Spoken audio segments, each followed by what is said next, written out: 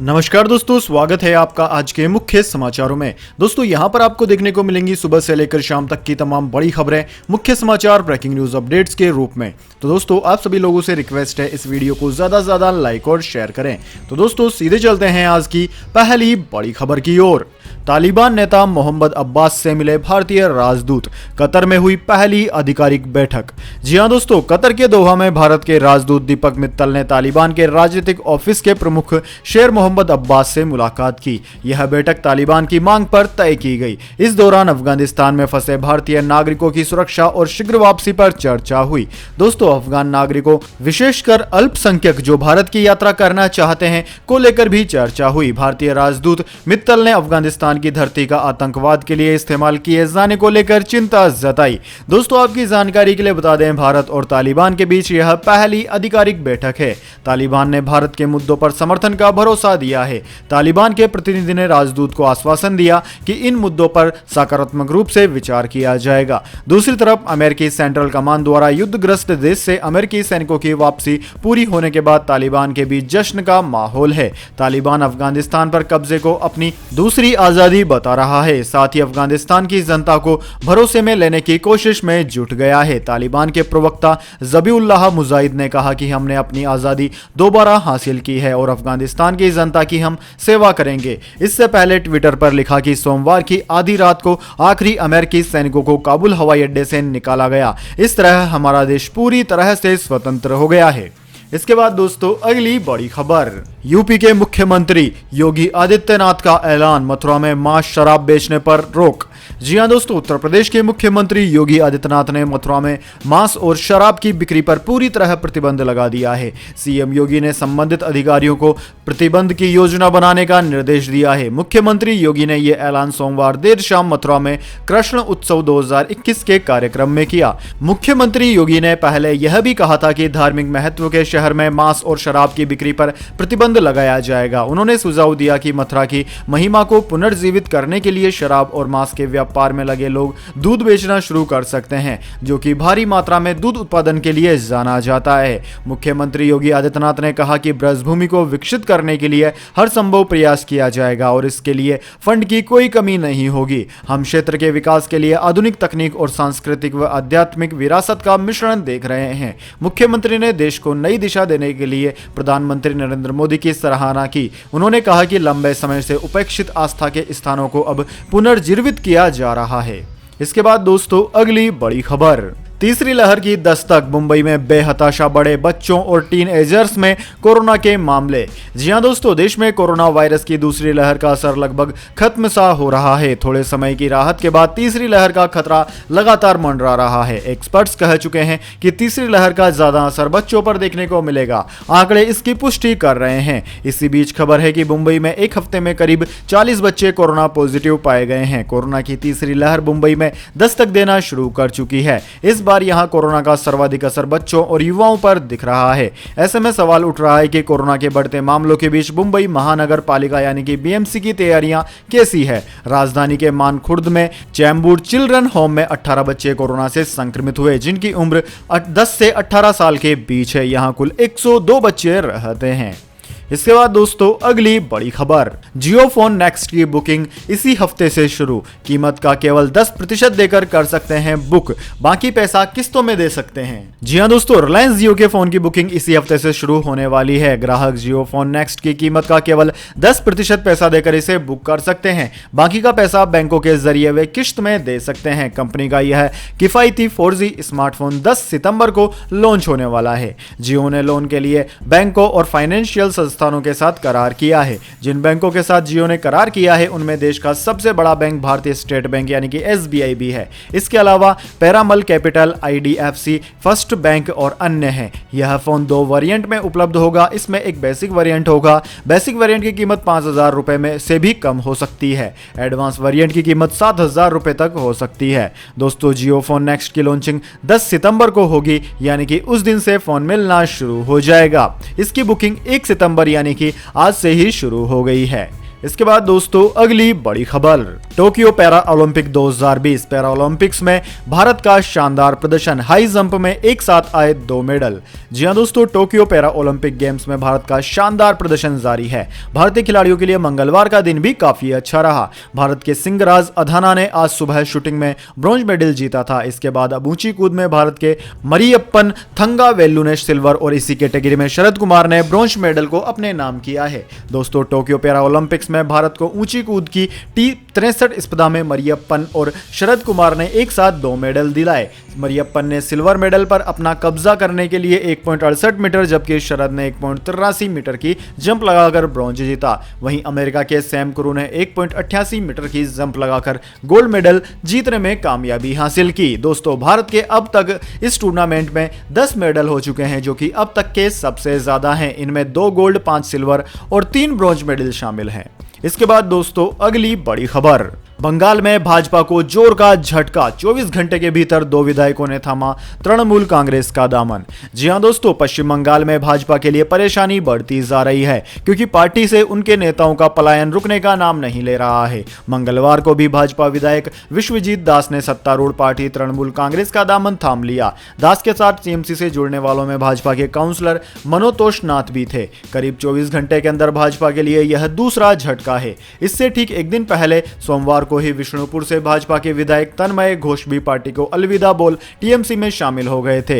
इन दोनों विधायकों के तृणमूल में आने के साथ ही प्रदेश में भाजपा विधायकों की कुल संख्या घटकर 72 हो गई है। दोस्तों, टीएमसी में शामिल हुए बागदा से बीजेपी विधायक विश्वजीत दास ने कहा कि मैंने गलत फहमी में पार्टी बदली थी, अब टीएमसी के नेतृत्व पर विश्वास है। ममता बनर्जी विकास के काम कर रही है और मैं उनके साथ रहना चाहता हूं।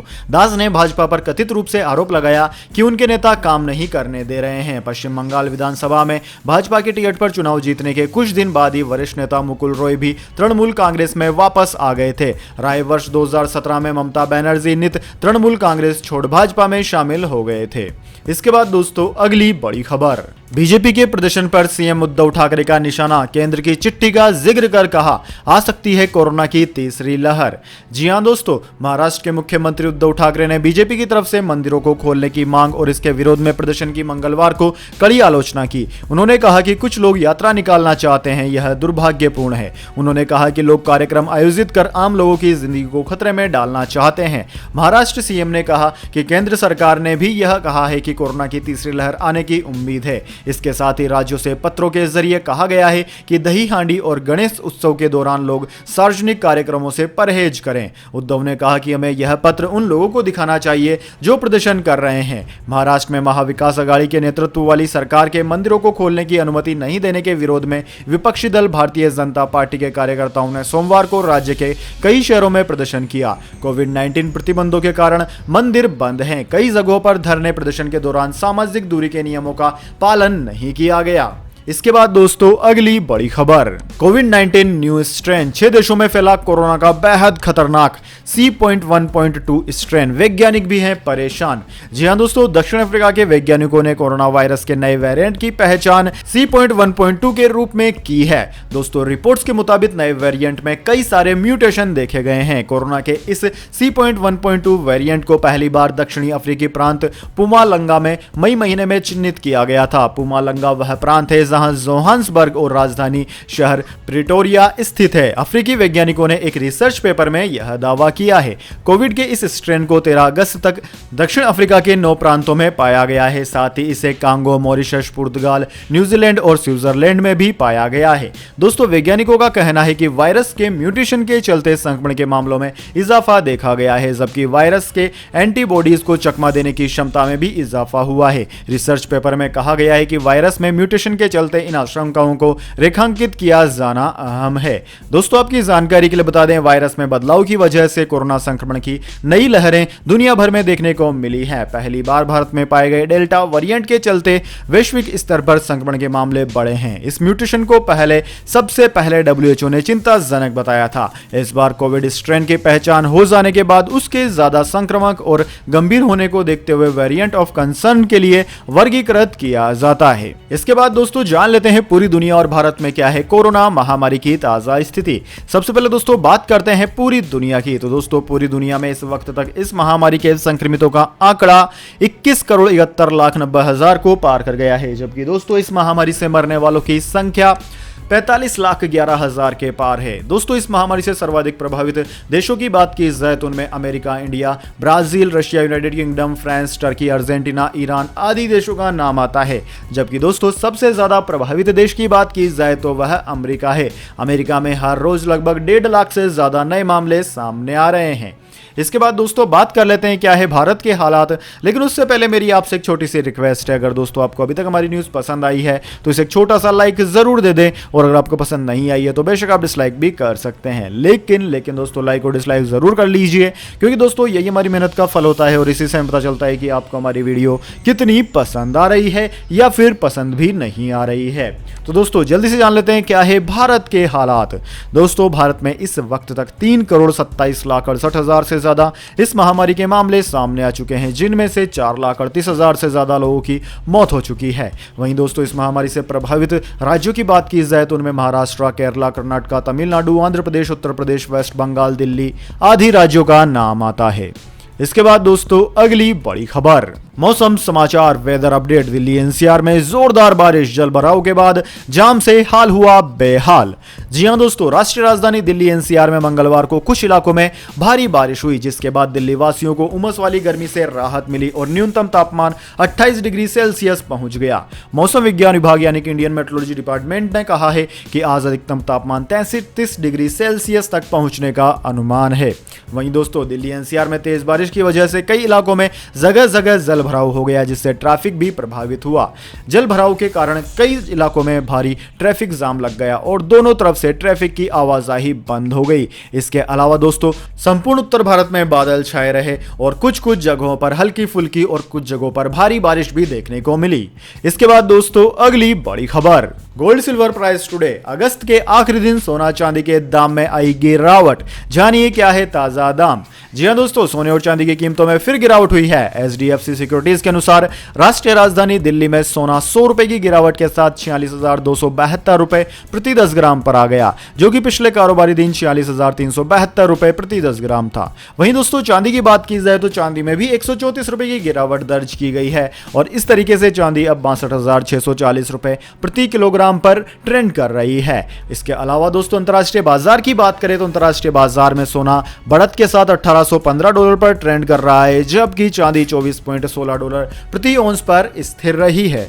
इसके बाद दोस्तों अगली बड़ी खबर, अब पिच पर नहीं चलेगी स्टैन गन। तेज गेंदबाज डेल स्टेन ने क्रिकेट से लिया संन्यास। जी हां दोस्तों, दक्षिण अफ्रीका के धाकड़ तेज गेंदबाज डेल स्टेन ने मंगलवार को क्रिकेट के सभी फॉर्मेट से संन्यास लेने की घोषणा कर दी। स्टेन गन के नाम से मशहूर गेंदबाज ने साल 2019 में टेस्ट को अलविदा कहा था। वहीं अब सीमित ओवरों में यानी कि वनडे और T20 में भी स्टेन गन नहीं चलेगी। उन्होंने आधिकारिक ट्विटर अकाउंट पर अपने रिटायरमेंट की जानकारी दी। 38 वर्षीय स्टेन ने अपने 17 साल लंबे अंतर्राष्ट्रीय करियर में कई सालों तक नंबर 1 टेस्ट गेंदबाज का ताज अपने सिर पर रखा। उन्होंने कई बार दिग्गज बल्लेबाजों को अपनी गेंदों से खौफजदा किया। दोस्तों स्टेन ने अपने बयान में कहा कि आज मैं औपचारिक रूप से उस खेल से संन्यास लेता हूं जिससे मैं सबसे अधिक प्यार करता हूं। सभी को धन्यवाद। परिवार के लिए, टीम के साथियों, पत्रकारों से लेकर फैंस तक यह एक साथ शानदार सफर रहा। स्टेन ने संन्यास लेने की घोषणा करने वाले अपने पत्र में अमेरिका के रॉक बैंड काउंटिंग क्रोज के गाने का जिक्र करते हुए अपनी भावनाओं को उजागर किया। इस तेज गेंदबाज ने लिखा कि यह ट्रेनिंग, मैच, यात्रा, जीत हार, उपलब्धियों, थकान, खुशी और भाईचारे के 20 साल रहे बिताने के लिए काफी यादगार पल हैं। कई लोगों को धन्यवाद देना है, इसलिए इसे मैं विशेषज्ञों पर छोड़ देता हूं। मेरा पसंदीदा बैंड काउंटिंग क्रोज। यानी कि दोस्तों दक्षिण अफ्रीका का यह धाकड़ गेंदबाज अब क्रिकेट के मैदान पर कभी नहीं दिखेगा। इसके बाद दोस्तों अगली बड़ी खबर, रुपए में लगातार चौथे दिन जबरदस्त उछाल। डॉलर के मुकाबले 29 पैसे की बढ़त, 4 सत्र में 124 पैसे चढ़ा। जी हां दोस्तों, डॉलर के मुकाबले भारतीय मुद्रा रुपये में आज लगातार चौथे कारोबारी दिन जबरदस्त बढ़त दर्ज की गई। आज रुपया डॉलर के मुकाबले 29 पैसे की जबरदस्त मजबूती के साथ बंद हुआ। भारतीय मुद्रा को घरेलू इक्विटीज और विदेशी फंड इनफ्लो में मजबूत रुख का समर्थन मिला। इंटरबैंक फॉरेन एक्सचेंज मार्केट में सुबह रुपया डॉलर के मुकाबले 73.26 के मजबूत स्तर पर खुला था। इसके बाद दिन भर 72.99 से लेकर 73.29 के बीच कारोबार करता रहा। अंत में घरेलू मुद्रा कल के मुकाबले बेहतरीन बढ़त के साथ 73 रुपए के स्तर पर बंद हुई। दोस्तों रुपया पिछले कारोबारी सत्र के दौरान 73.29 के स्तर पर बंद हुआ था। इसके बाद दोस्तों अगली बड़ी खबर, रिटायरमेंट के बाद भी दूसरे सबसे अमीर क्रिकेटर हैं महेंद्र सिंह धोनी। जी हां दोस्तों, टीम इंडिया के सबसे सफल कप्तान महेंद्र सिंह धोनी ने भले ही इंटरनेशनल क्रिकेट को अलविदा कह दिया हो, लेकिन आज भी उनके फैंस पूरी दुनिया में मौजूद हैं। धोनी के पास फेम के साथ साथ पैसे की भी कोई कमी नहीं है। वो सचिन तेंदुलकर के बाद दुनिया के दूसरे सबसे अमीर, ज्यादा पैसे कमाने वाले क्रिकेटर हैं। लेकिन यह सवाल सभी के दिमाग में आता है कि इंटरनेशनल क्रिकेट को अलविदा कहने के बाद भी धोनी इतना पैसा कैसे कमाते हैं। तो दोस्तों इस वीडियो में हम आपको बता देते हैं। दरअसल दोस्तों धोनी, जिन्होंने 2020 में अंतर्राष्ट्रीय क्रिकेट से संन्यास लिया, अभी भी लगभग 74 करोड़ रुपए तक सालाना कमाते हैं। आईपीएल को छोड़कर धोनी ज्यादा प्रतिस्पर्धा क्रिकेट नहीं खेलते, लेकिन उन्हें अपनी आईपीएल टीम सीएसके और कई ब्रांड संघों से काफी पैसा मिलता है। धोनी आईपीएल की शुरुआत के बाद से ही फ्रेंचाइजी चेन्नई सुपर किंग्स के साथ जुड़े रहे हैं। सीएसके धोनी को 15 करोड़ रुपए का वेतन देती है। धोनी से ज्यादा सैलरी सीएसके के किसी भी खिलाड़ी को नहीं मिलती है। दोस्तों डोमेन वेबसाइट से लेकर वैवाहिक वेबसाइट तक धोनी अभी भी दुनिया भर की कंपनियों के लिए सबसे भरोसेमंद चेहरों में से एक है। बड़ी बड़ी कंपनियां धोनी को अपना प्रचार करने के लिए साइन करती हैं। धोनी के पास रांची में एक बड़ा फार्म हाउस है और उसमें लगभग 80 बाइक भी शामिल है। इसके अलावा इस फार्म हाउस में कई महंगी कार भी है। इन सभी कार और बाइक्स की कीमत करोड़ों में है। इसके बाद दोस्तों अगली बड़ी खबर, सबसे ज्यादा वैक्सीनेशन का नया रिकॉर्ड। 5 दिन में दूसरी बार कोरोना वैक्सीन के 1 करोड़ से ज्यादा डोज लगे। जी हां दोस्तों, भारत में मंगलवार को एक बार फिर कोरोना वैक्सीन के 1 करोड़ से ज्यादा डोज लगे हैं। इसी के साथ सबसे ज्यादा वैक्सीनेशन का नया रिकॉर्ड भी बन गया है। स्वास्थ्य मंत्री मनसुख मंडाविया ने बताया कि देश ने एक और मुकाम हासिल कर लिया। पिछला रिकॉर्ड तोड़ते हुए आज देश में वैक्सीन के 1.09 करोड़ से ज्यादा डोज लगाए गए हैं। यह संख्या लगातार बढ़ रही है। इससे पहले 27 अगस्त को 1.08 करोड़ डोज लगाए गए थे। अब तक राज्यों और केंद्र शासित प्रदेशों में 64.36 करोड़ से ज्यादा टीके लगाए जा चुके हैं। इसके बाद दोस्तों अगली बड़ी खबर, सीबीएसई द्वारा आयोजित 10वीं और 12वीं बोर्ड की परीक्षा पैटर्न में होगा बड़ा बदलाव। जी हां दोस्तों, केंद्रीय माध्यमिक शिक्षा बोर्ड ने कोरोना वायरस की वजह से बनी मौजूदा हालात को देखते हुए एक अहम फैसला लिया है और अब 10वीं और 12वीं बोर्ड परीक्षाओं के पैटर्न में बदलाव होगा, जिसके तहत परीक्षाओं का आयोजन 2 टर्म में किया जाएगा। धीरे धीरे ही सही, लेकिन स्कूल रीओपन होने लगे हैं और जहां नहीं हुए हैं वहां तैयारियां चल रही है। दोस्तों दिल्ली में भी आज यानी कि 1 सितंबर से 9 से लेकर 12वीं तक के स्कूल खुलने जा रहे हैं और खुल भी गए हैं। हालांकि यह बात अलग है कि कोविड नियमों का खासा ध्यान रखने की बात कही जा रही है। इसके अलावा माता पिता का यह फैसला होगा कि वह अपने बच्चों को स्कूल भेजना चाहते हैं या नहीं। इन्हीं हालातों के बीच केंद्रीय माध्यमिक शिक्षा बोर्ड ने अहम फैसला लिया है। अब कक्षा 10 और 12वीं बोर्ड परीक्षा के पैटर्न का में बदलाव होगा, जिसके तहत परीक्षाओं का आयोजन 2 टर्म में किया जाएगा। जी हां दोस्तों, 2021 में कोविड-19 की वजह से बोर्ड परीक्षाएं स्थगित करनी पड़ी थी। इस वजह से यह फैसला लिया गया। तो दोस्तों यह थी आज की तमाम बड़ी खबरें। इसके बाद दोस्तों बारी आती है आज की माइंड क्विज क्वेश्चंस की। जी हां दोस्तों, एक आसान से सवाल का जवाब देकर आप जीत सकते हैं एक अमेजिंग सरप्राइज गिफ्ट हमारे यूट्यूब चैनल की ओर से। तो दोस्तों आज का सवाल आपकी स्क्रीन पर आ चुका है। दोस्तों आपको बताना है गुजरात का सर्वाधिक समय के लिए मुख्यमंत्री कौन रहा था। जी हां दोस्तों, अगर आप जानते हैं उस व्यक्ति का नाम जो कि गुजरात में सबसे ज्यादा मुख्यमंत्री रहा, जिसका कार्यकाल सबसे लंबा रहा, तो जल्दी से कमेंट बॉक्स में उनका नाम लिख दीजिए। अगर दोस्तों आपका जवाब पता एकदम सही और आप चुने जाते हैं लक्की विजेता के रूप में, तो आपको मिल सकता है एक अमेजिंग सरप्राइज गिफ्ट हमारे यूट्यूब चैनल की ओर से। तो दोस्तों जल्दी से अपना उत्तर कमेंट बॉक्स में लिख दीजिए, वीडियो को लाइक कर लीजिए, चैनल को सब्सक्राइब करके बेल आइकन भी दबा लीजिए। धन्यवाद। वंदे मातरम। जय हिंद, जय भारत।